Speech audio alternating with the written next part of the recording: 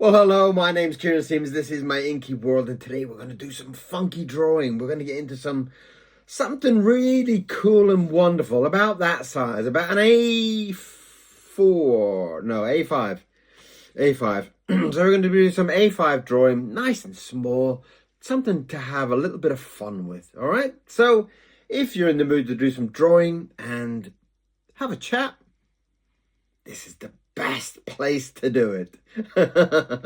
Let's do some drawing.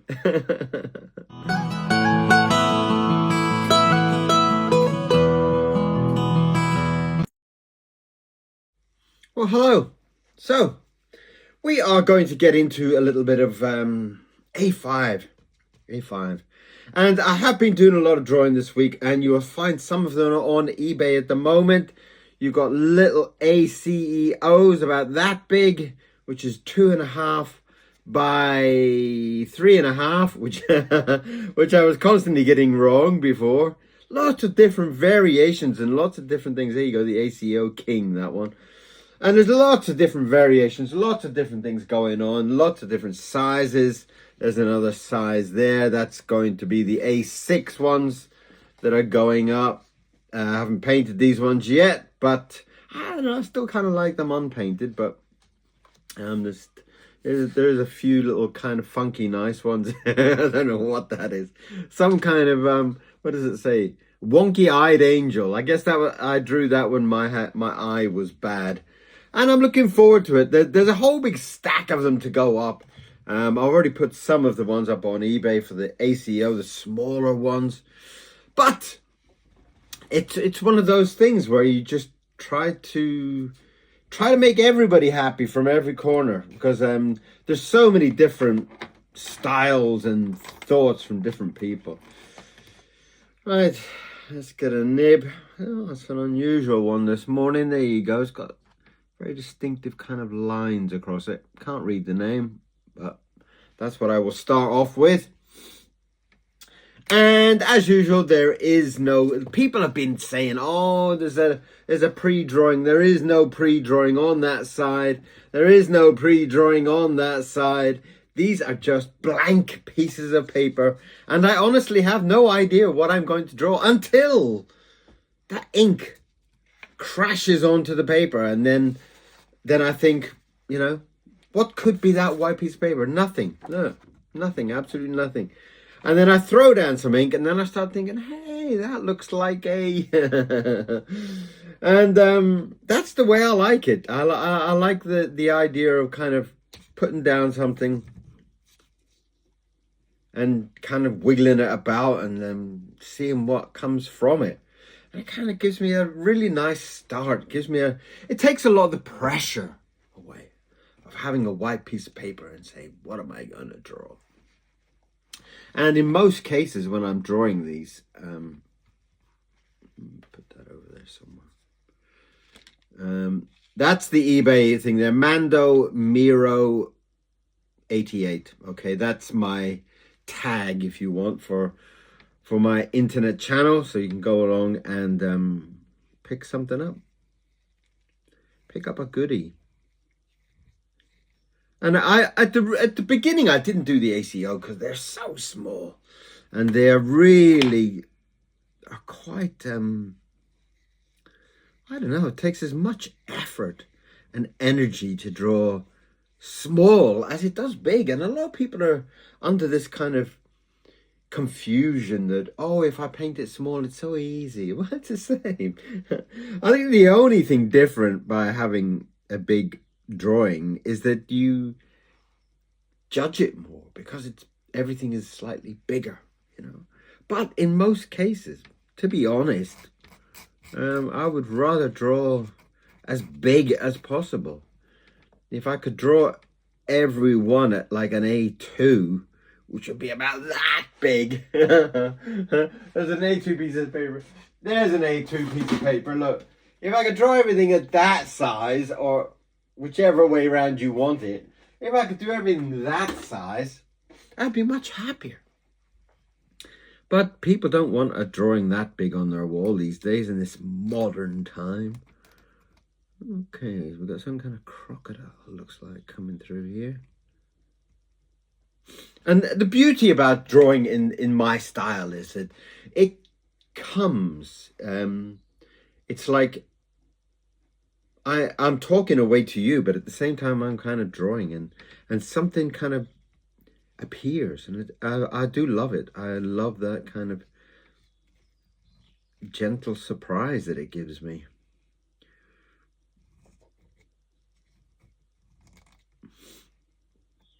And it also takes a lot of the kind of worry off.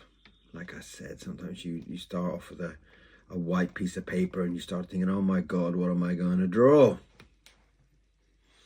Now I'm drawing with Indian ink, and I'm drawing with a thing called a dip pen, or dip, or something like that. And I don't really get very technical with it. You know, I do buy lots of different types of nibs, as I've said before in many videos. And the whole point of it is that each time I buy a nib, they look different. They're different sizes, they're different shapes. And in a way, it kind of keeps me on my toes, because I don't know what I'm really going to be drawing with. And in a lot of cases, it does make me kind of get less precious about my style, as it were. So my basic method is as you would with probably an iPad or something like that, you know. My basic style is push harder to have a thicker line, push lighter, have a thinner line. And that kind of guides me along. That really does.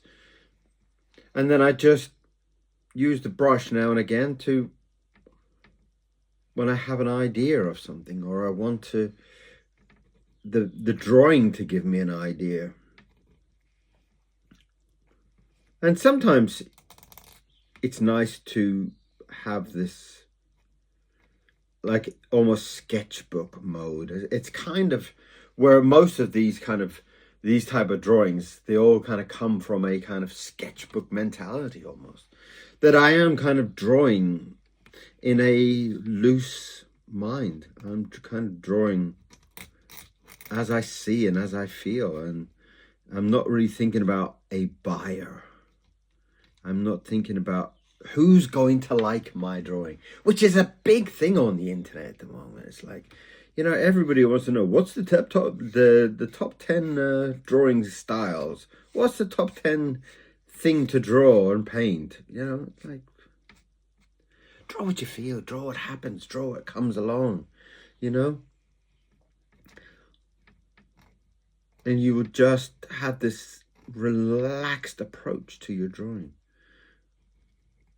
And of course, it's not for everybody. This style of drawing is not for everybody. I mean, some people can't really draw things unless it's planned and it's very, very careful, you know. Let's give him a glass of wine or a glass of champagne, as Ronald Searle would probably have. The wonderful, amazing Ronald Searle, one of my all-time heroes. And again, it's one of those type of things that, like, when I look at books of Ronald Searle, it just makes me think like, oh, amazing. You know. And I do love drawing scales and stuff. I should, people have been asking me what's my favorite book. I should pull out one of the books of Ronald Searle and show you. Because a lot of his early books, and in most cases, his best books, are simple black and white drawings. And I absolutely love it. I love them. I love them so much. I've got a couple of Ronald Searle lithographs on my wall. And they are always my daily inspiration. I look at them and I think, beautiful. It gives me this kind of bubbles of champagne inside me, you know. And Ronald Searle was famous for drawing with a glass of champagne in his hand. Long gone now, but at least he's left us with so much work to inspire us. I will call him Ronald.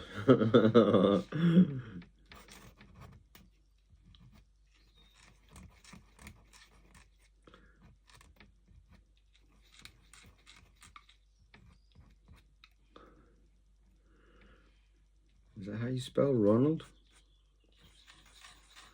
Well, that's how I spell it anyway. I often say that to people, and people say, that's not how you spell that. I say, oh, that's how I spell it.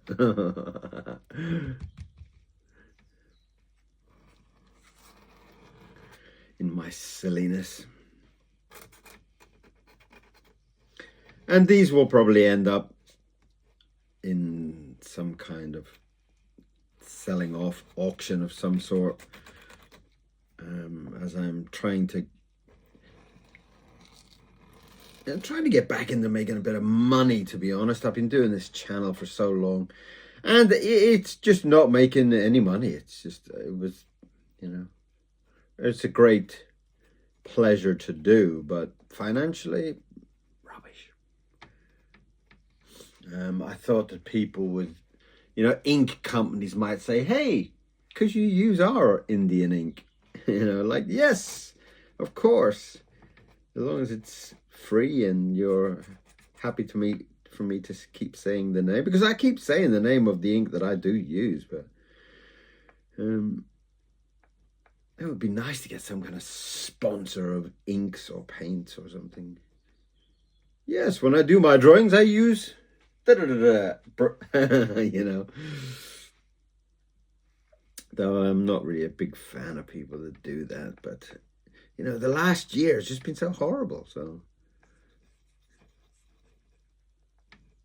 this year is all about kind of drawing stuff to sell it.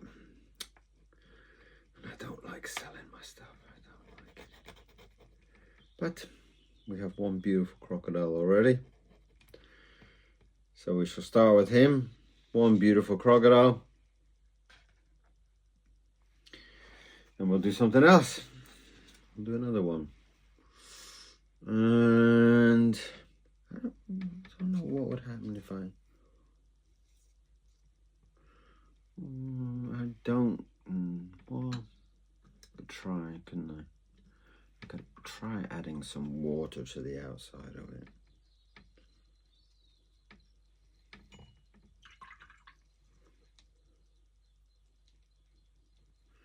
I don't quite know what I'm doing here, but I've got this thought to kind of spread out the ink a lot.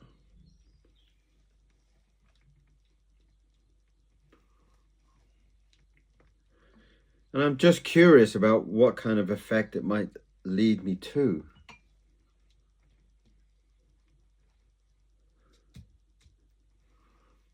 And it has given me a rather gorgeous kind of feeling. And in a strange way, I kind of feel it might work out to be quite a gorgeous ghost.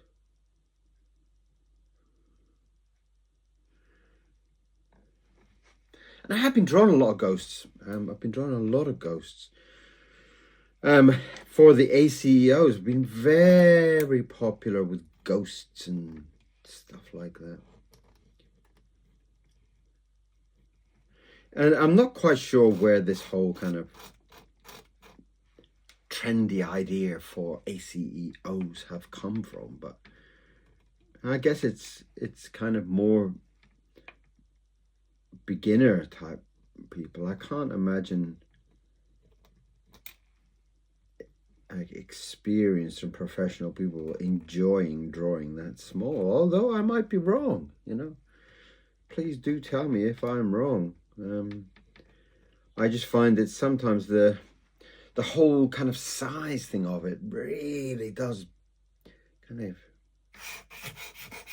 make me think. That has actually come up quite nice now. I'm tempted now to just to dry that down a little bit, as it's starting to get a little bit too kind of leaky.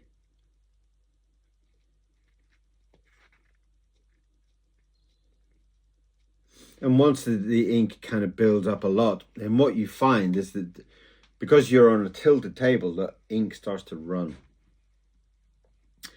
It also, if you're going to add more kind of water to it, it does help to kind of dry it down a little bit.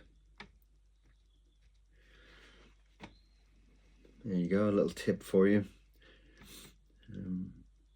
It's nice to have the effect of the ink and the blackness of it, but sometimes the kind of, by drying it down, you do add a very lovely grayness to it, which is not really something you really find with Indian ink very much.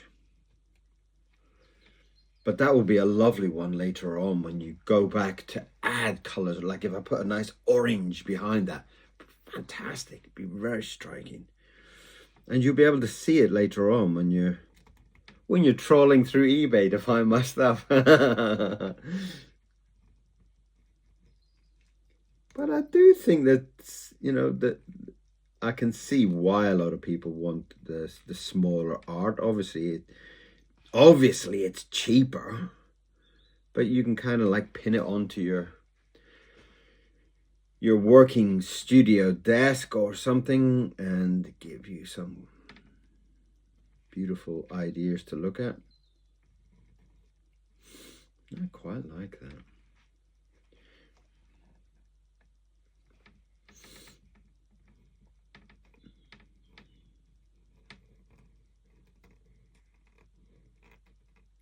I don't quite know if ghosts have hands, but I had this idea to have fingernails on it.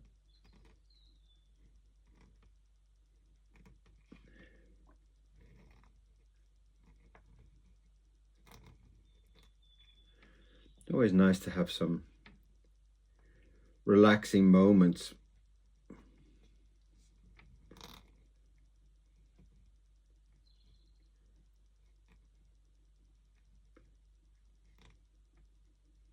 And a lovely ghost.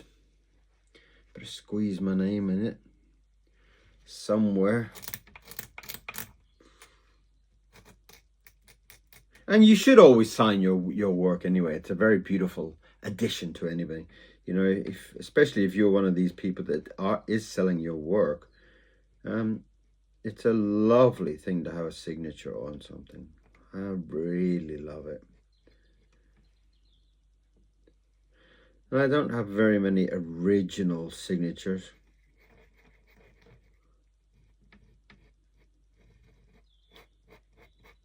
But the ones that I do have mean a lot to me.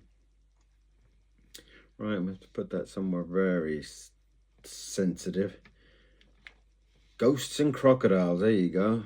Ghosts and crocodiles. Let's turn that over just in case there is any leak. And we'll do a last one. We'll do, well, maybe not the last one, but we'll do one more. Only on 8. What else has been very, very popular? Oh, I'll tell you what I have been doing recently. I've been doing these lovely flowers. And I'm not really a kind of flower person, but I have really been enjoying drawing these kind of daisies. And it, like I said, it is oh dear, look at that. Just broke that lovely nib. That was actually really quite a nice one. All right, to dig in there and find another. There you go. Very different nib, but it doesn't really matter, like I said. It just gives you a different approach to drawing. Each nib has its own kind of character in a way. It's like,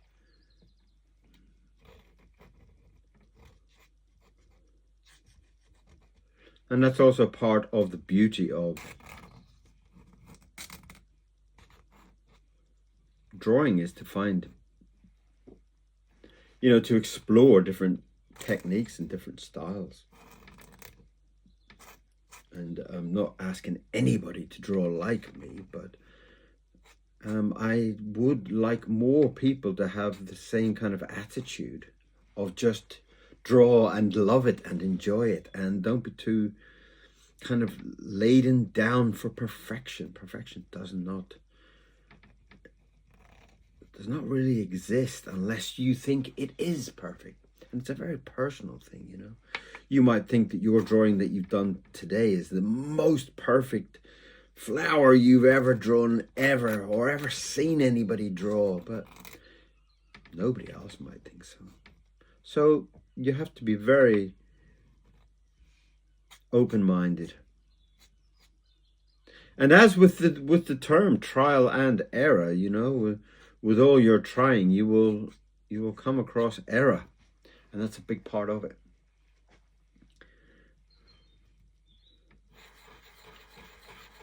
And it should be a big part of it anyway, you know. The same as like any sports person will tell you. It's like, it doesn't matter how well you play the game, it's the final result, you know. If you're a boxer and you've been training and, you know, you've got your fitness to perfection, it also means that you have to put in a little bit of what the other person is going to be like. The other person that you're fighting against might be 10 times luckier. And it doesn't have to be he's stronger or more professionally ready. He just gets that and you fall over and you've lost. And that's kind of like the same with your drawing. It's like, you might be drawing something that you love. You might be drawing flowers today. You might be, and it might come up to be the most gorgeous drawing you've ever done, and it might be absolutely dreadful. But you won't know until it happens. So trial and error.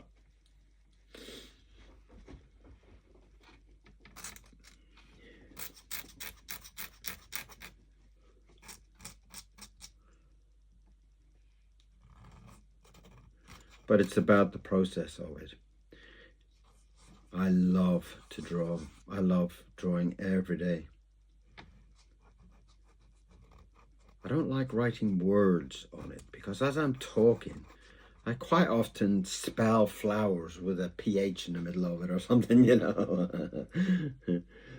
Or I put the E before the R, or I'm always making messes with my spelling in my writing. But I guess that just is part of the fun, isn't it?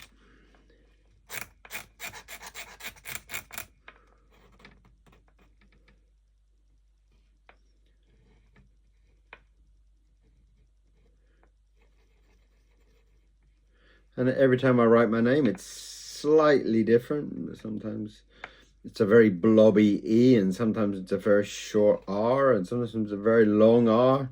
So again, I think that adds to the whole magic of having an original drawing.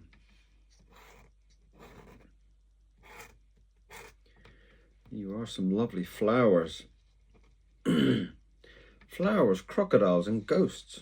Let's put it over there. Not a wise thing to put on top of a white t-shirt, but let's do one more. Let's squeeze in one more for you today. And I don't quite know what, but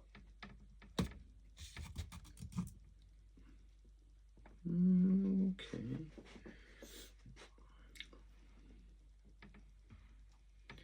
Okay, that kind of looks like a nose there.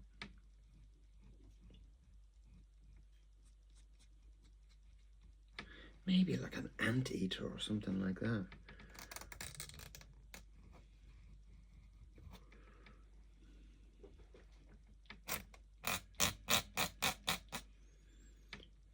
Not a bad idea, Sir KIERON.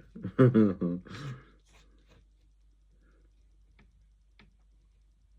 anteater. What a lovely idea.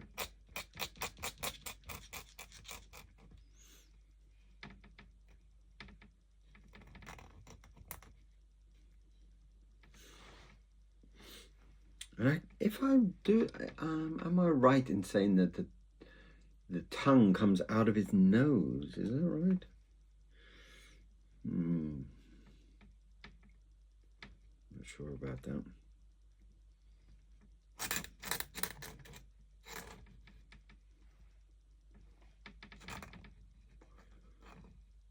But absolutely gorgeous creatures if you ever see one.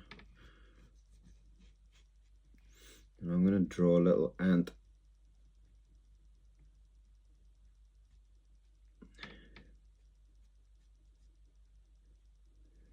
A little ant on his fingers, look.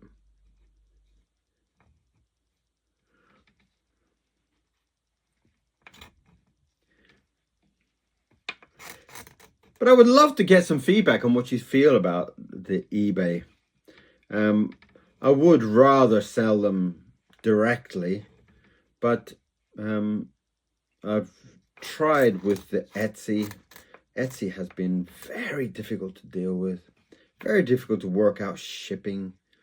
And I haven't really, you know, every kind of 6 months or something, they kind of change their way of doing things, which I do find very frustrating. And I would love to use eBay or Etsy, to be honest. But I do find that they kind of get so technical about, and I don't understand why you couldn't say, like my printing company, if it's printed on a certain type of paper, they're all going to be within a very small variation, which would not change postage. And I don't understand quite why they cannot do all artwork that's at a set rate. Like, you know, if it's an envelope, then it's paid this, and it could calculate. If it can calculate everything else, I'm sure it could calculate all the postage for you. It would be much more easy. I do think it kind of gets a little bit stressful working out. Whereas, like, even with eBay, it's like if you buy a print, it gets sent to you and it costs what, and it's much easier to deal with.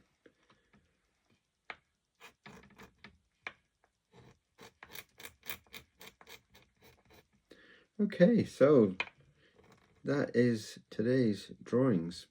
We have a ghost, we have a crocodile, we have an anteater, and we have some flowers.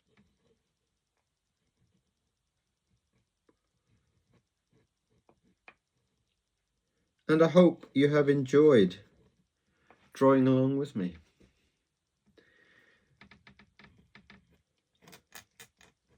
And if you have, share this video to a friend. Go on. Tell somebody that you liked it. They might like it too.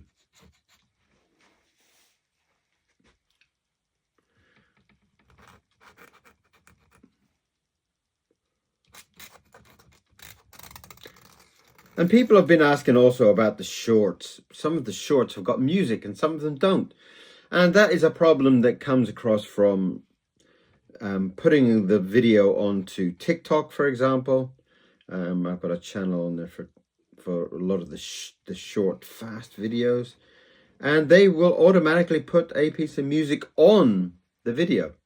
But when I go to post it onto, for example, onto YouTube, they will say, well, you're not allowed that music. So that's basically the problem with all these platforms having music. So a lot of my videos, that when they get posted onto other platforms, it will come up and say the owner of the music has kind of claimed ownership to this video. It's like dreadful, really. But But that is life. But that's explaining why certain platforms have certain music and some don't.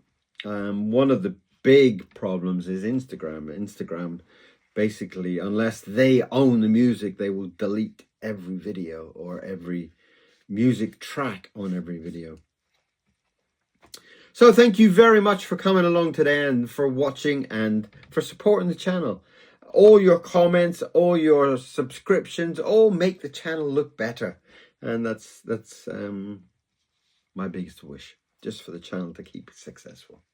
So lots of drawings, and I hope you'll come back for some more. See you very, very soon. Bye-bye.